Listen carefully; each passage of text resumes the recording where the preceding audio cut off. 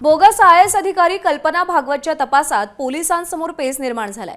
कारण आरोपी Dimpy हरजाईनं आयफोनमधला data delete केलेला आहे। आयफोनमधला डेटा रिकव्हर करणं हे पोलिसांसमोर मोठं आव्हान आहे। डिम्पी हरजाई एका अधिकाऱ्याकडे ड्रायव्हरचं काम करत होता।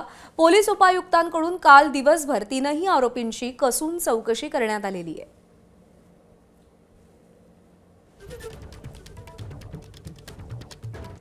छत्रपती संभाजीनगर शहरासह राज्यामध्ये खळबळ उडवून देणाऱ्या बनावट IAS अधिकारी कल्पना भागवत प्रकरणात अत्यंत गंभीर आणि नवीन खुलासे समोर आलेत।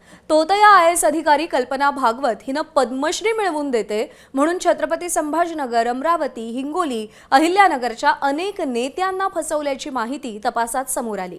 तसंच नेत्यांकडून पैसेही उकळल्याची माहिती समोर आली आहे। कल्पना भागवतनं नागपूरमधल्या एका नेत्याला राज्यसभेची ऑफर देत हे पैसे उकळले।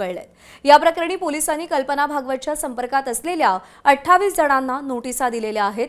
त्यामध्ये नागपूर विद्यापीठाचे माजी कुलगुरू आणि सध्या पुण्यात वास्तव्यास असलेले पठाण यांचाही समावेश आहे।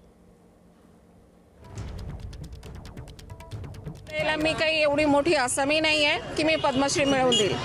मी फक्त एक छोटीशी मला जे काही सुचलेलं आहे तेवढं, पण मी खोटं काम काही केलेलं नाही आहे एवढं मला माहिती आहे। बोगस IAS कल्पना भागवतला पैसे देणाऱ्यांमध्ये हिंगोलीचे खासदार नागेश पाटील आष्टीकर यांच्याही नावाचा समावेश आहे। तपासामध्ये कल्पना भागवत आणि नागेश पाटील आष्टीकरांचे चॅट समोर आलेत। संवादावेळी कल्पनानं आपण रामभद्राचार्य यांच्या शिष्या असल्याचं सांगत आईच्या उपचारासाठी आष्टीकरांकडे पैशांची मागणी केल्याचं दिसून येत आहे।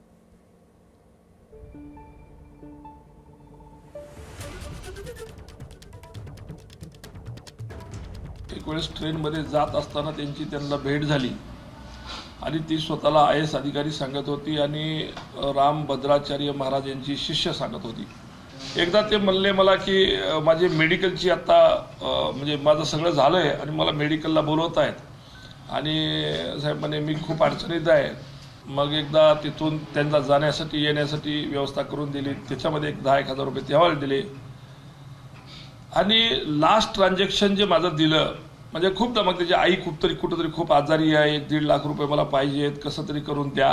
तर या दृष्टिकोनातून असं करता करता करता करता मला वाटत नाही की एक 65-62 काय झाले, काय 70-80 हजार रुपये काहीतरी मी त्यांना दिलेत। ABP माझा, उघडा डोळे बघा नीट।